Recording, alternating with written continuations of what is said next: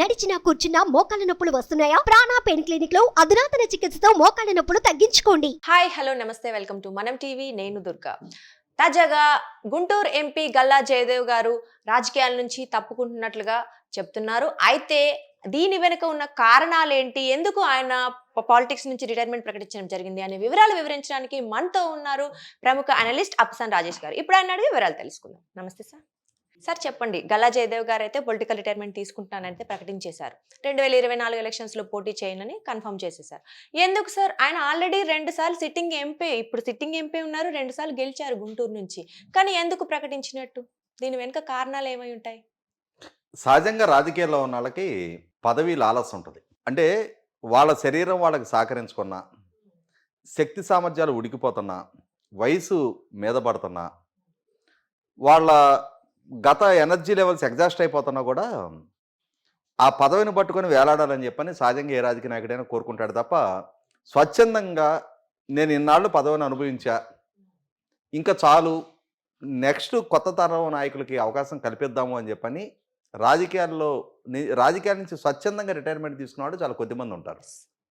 ఇంకితని scene అయిపోయింది, ప్రజలకు కూడా చూసి చూసి విసుగొచ్చేసింది, ఇంకితన్ని ఆ పార్టీ కూడా పట్టించుకోవట్లేదు అన్న పరిస్థితి వచ్చి బలవంతపు రిటైర్మెంట్ ఇస్తే తప్పితే, అయితే ప్రజలు ఓడించి కూర్చోబెట్టాలి, లేదా ఆ పార్టీ డిజోన్ చేసుకోవాలి నెక్స్ట్ టైం ఆపర్చునిటీ ఇవ్వకుండా.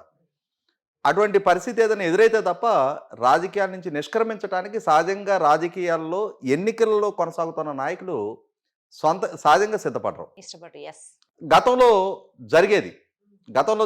ఎట్లా జరిగేది అని అంటే, ఆ రోజు రాజకీయాలు అనేది సంపాదనకు ఒక మూలంగా భావించకుండా, పదవి అనేది అక్రమాలు, అరాచకాలు, అవినీతికి ఒక అడ్డాగా మార్చుకోకుండా, ప్రజాసేవే లక్ష్యంగా పెట్టుకొని ప్రజల కోసం అంకితమైపోయి పనిచేసిన నాయకులు కొన్ని టెన్యూర్స్ పదవుల్లో కొనసాగిన తర్వాత ఆర్థిక స్థితిగతులు తారుమారైపోయి ఉన్న ఆస్తులు పోగొట్టుకొని ఇక రాజకీయాల్లో కొనసాగలేని పరిస్థితుల్లో రాజకీయాల నుంచి నిష్క్రమించిన వాళ్ళు ఉన్నారు.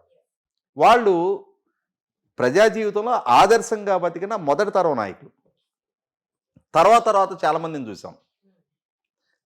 ఆర్టీసీ బస్సుల్లో తిరిగిన వాళ్ళు, ఎన్టీ రామారావు గారు అవకాశాలు ఇస్తే ఆ రోజు ఎన్టీ రామారావు గారు చాలా సామాన్యులకు అవకాశాలు కల్పించారు.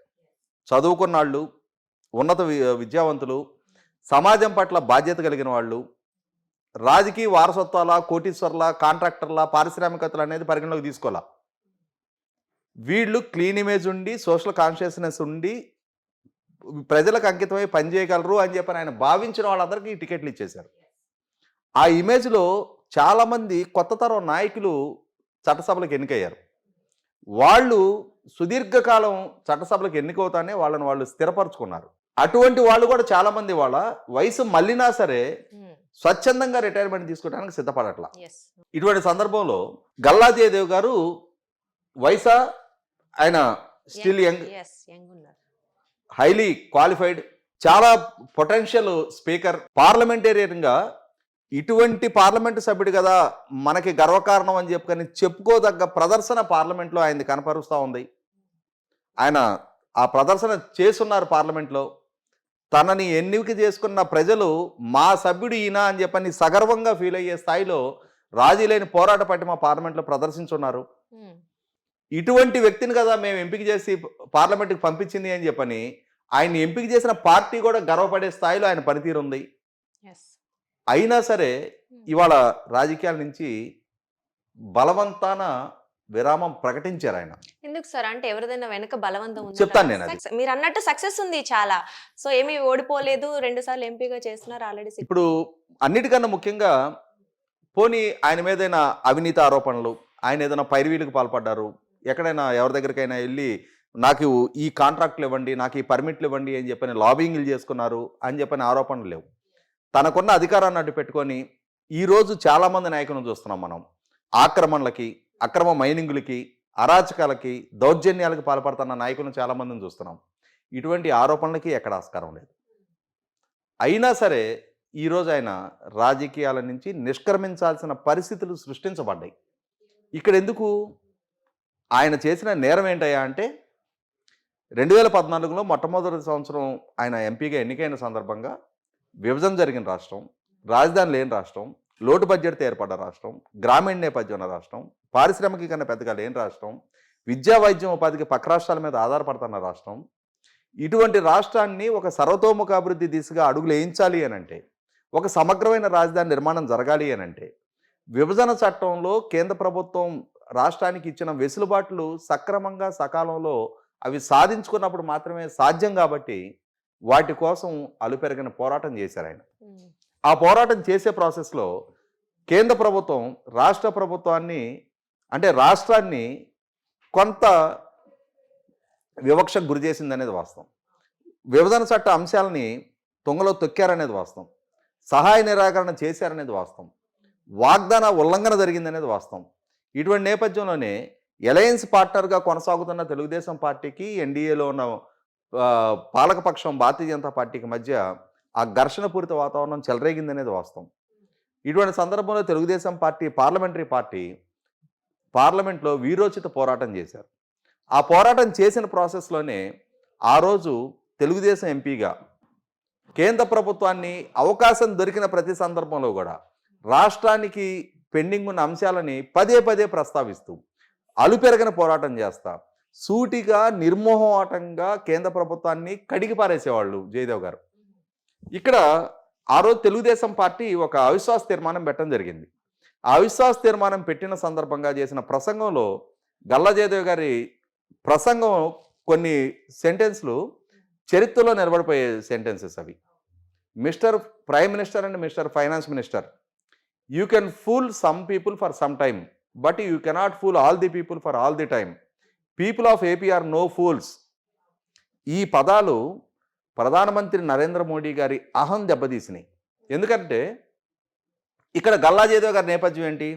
ఆయన అమెరికాలో పుట్టి పెరిగారు, అక్కడ చదువుకున్నారు, అక్కడ ఉండే ప్రోటోకాల్స్ వేరు.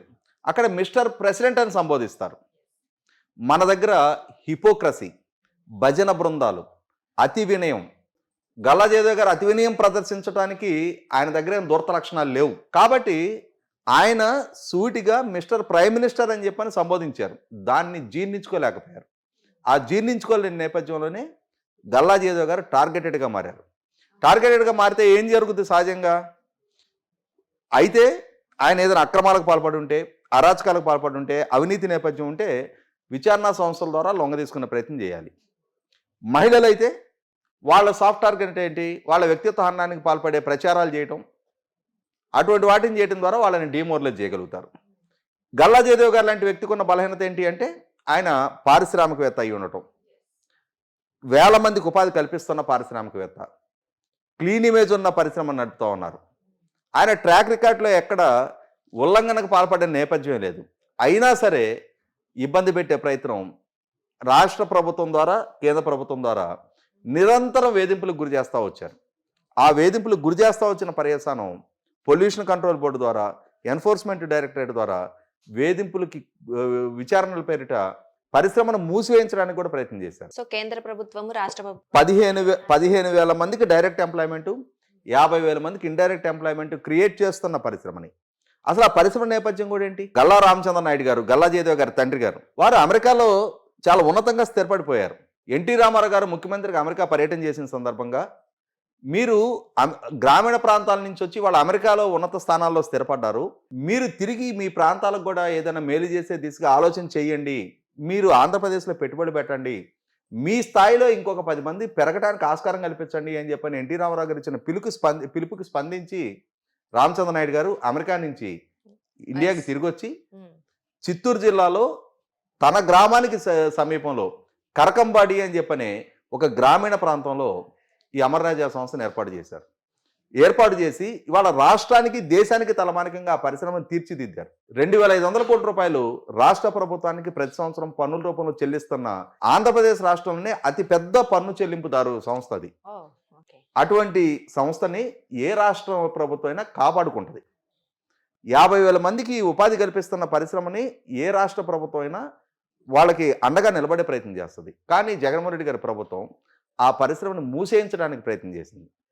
ఆ ప్రాసెస్లోనే ఇరుగు పొరుగు రాష్ట్రాల వాళ్ళు మా దగ్గరకు వచ్చి మీరు పరిశ్రమను నెలకొల్పండి అని చెప్పని వీళ్ళకి ఆహ్వానాలు పలికిన నేపథ్యంలోనే అక్కడ ఎదురవుతున్న ప్రతిబంధకాల నేపథ్యంలో జయదేవ్ గారు కూడా లిథియం బ్యాటరీ అంటే ఆ పరిశ్రమ ఎక్స్పాన్షన్ యూనిట్ని తెలంగాణ ప్రాంతంలో ఏర్పాటు చేయడానికి నిర్ణయం తీసుకొని తెలంగాణ ప్రభుత్వం ఒప్పందం చేసుకొని ఇక్కడ ఏర్పాటు ప్రయత్నాల్లో ఉన్నారు.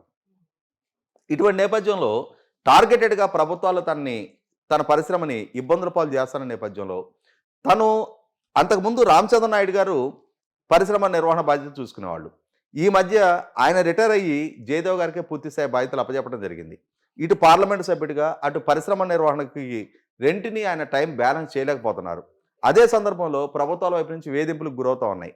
ఇటువంటి సందర్భంలో ప్రజలు ఎన్నుకున్న ప్రజాప్రతినిధిగా ప్రజల నమ్మకాన్ని పూర్తి స్థాయిలో నెరవేర్చలేకపోతున్నాను, నిలబెట్టుకోలేకపోతున్నాను, వాళ్ళకి న్యాయం చేయలేకపోతున్నాను అనే ఉద్దేశంతో ఆయన తాత్కాలికంగా విరామం ప్రకటించాలని చెప్పి నిర్ణయం తీసుకోవడం జరిగింది.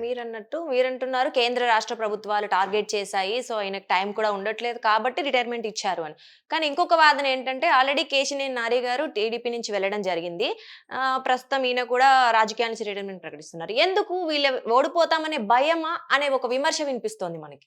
ఇక్కడ ఒక కీలకమైన అంశం ఏంటి అంటే 2019లో తెలుగుదేశం పార్టీ రాష్ట్ర వ్యాప్తంగా 3 పార్లమెంట్ స్థానాలు గెలుచుకున్నప్పుడు కూడా అందులో నెగ్గిన స్థానం గల్లా జయదేవ్ గారు.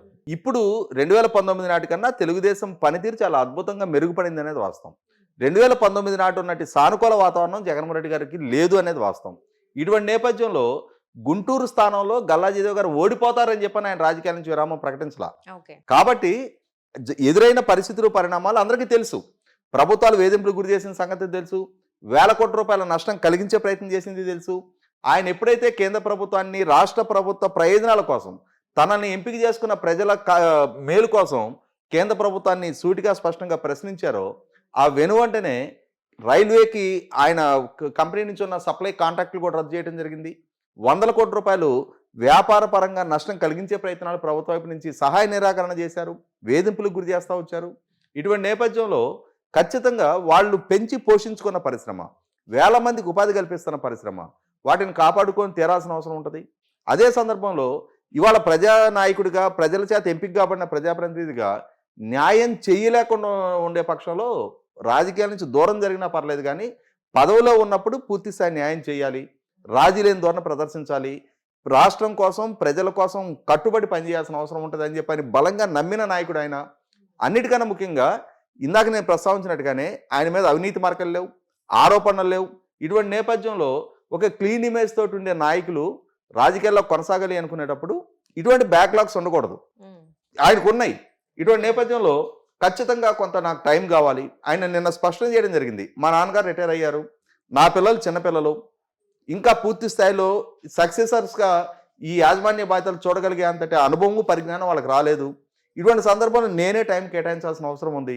కాబట్టి నేను ఇప్పుడు పరిశ్రమకి కేటాయించుతున్నా, కొంతకాలం నేను తాత్కాలిక విరామం తీసుకుంటున్నా, మళ్ళీ తిరిగి నేను బౌన్స్ బ్యాక్ అవుతా. అరణ్యవాసం నుంచి వచ్చిన పాండవుల్లాగా శ్రీరాముల్లాగా మళ్ళీ తిరిగి నేను పూర్తి శక్తి సామర్థ్యాలతోటి రాజకీయాల్లోకి వస్తా. నేను తెలుగుదేశం పార్టీకి రాజీనామా చేయటం లేదు, నేను పోటీ నుంచి విరమించుకుంటున్నా, తెలుగుదేశం పార్టీలను కొనసాగుతా అని చెప్పని నిన్న ఆయన అంటే కృతజ్ఞతా వందనం సభ అని చెప్పని ఒక సభ ఏర్పాటు చేసి తన గెలుపుకు దోహదం చేసిన చిత్తూరు జిల్లా నుంచి గుంటూరు ప్రాంతానికి వస్తే కృష్ణ గారు అల్లుడు అంటే బుర్రిపాలెం కృష్ణ గారి స్వగ్రామం, అది తెనాలి పక్కన ఉంటుంది, గుంటూరు పార్లమెంటు పరిధిలో ఉంటుంది. ఆ ఒక్క బంధుత్వం తప్పిచ్చేస్తే గుంటూరు జిల్లాతోటి విడిగా ఆయనకి పరిచయం మొదట్లో లేదు. అయినా సరే గుంటూరు ప్రజలు ఆయన పట్ల చూపించిన ఆదరణ, 2 సార్లు ఆయన గెలిపించిన తీరు నేపథ్యంలో ఆ శ్రేణులకి థ్యాంక్స్ గివింగ్ లాగా ఒక సమావేశం ఏర్పాటు చేసి వాళ్ళకి వివరించి చెప్పి బాధ్యతగా తను వీడ్కోలు తీసుకోవాలనే ఉద్దేశంతో నేను ఆ సమావేశం ఏర్పాటు చేయడం జరిగింది. ఇక్కడ ఆలోచించుకోవాల్సింది ఏంటి అంటే ప్రజాస్వామ్యాన్ని కాంక్షించే ప్రజలు కూడా ఆలోచించుకోవాల్సింది, ఇవాళ ప్రజల కోసం కట్టుబడి రాజకీయాల్లో విలువలు కాపాడటం కోసం కట్టుబడి క్లీన్ ఇమేజ్ తోటి ఉంటున్న రాజకీయ నాయకులకి మనుగడ ఉండని పక్షంలో, అటువంటి వాళ్ళు రాజకీయాల నుంచి విరమించాల్సిన పరిస్థితులు సృష్టింపబడుతున్న పక్షంలో, ప్రభుత్వాలకి టార్గెటెడ్గా మారుతున్న పక్షంలో ఇవాళ రాజకీయాల్లో కొనసాగుతున్న కూనీకోర్లు, కబ్జాదారులు, మాఫియా డాన్లు వాళ్ళకి మాత్రం చాలా స్వేచ్ఛగా రాజకీయాల్లో వాళ్ళ మనుగడ కొనసాగుతూ ఉన్న నేపథ్యంలో ప్రజాస్వామ్య స్ఫూర్తి రేపటి రోజున అది మేడిపండు చందంగా మారకుండా ఉండాలి అని అంటే ప్రభుత్వాలు పునరాలోచించుకోవాల్సిన అవసరం ఉంది, ప్రజలు కూడా ఇటువంటి నాయకులను కాపాడుకోవాల్సిన అవసరం ఉంటుంది. Okay sir. మొత్తానికైతే ఈ విరామం తాత్కాలికం అనే మనకైతే తెలుస్తుంది. సరే చూద్దాం ఏం జరుగుతుంది. గల్లా జయదేవ్ గారి నిర్ణయం ఎలా ఉండబోతుందనే చూద్దాం. థాంక్యూ.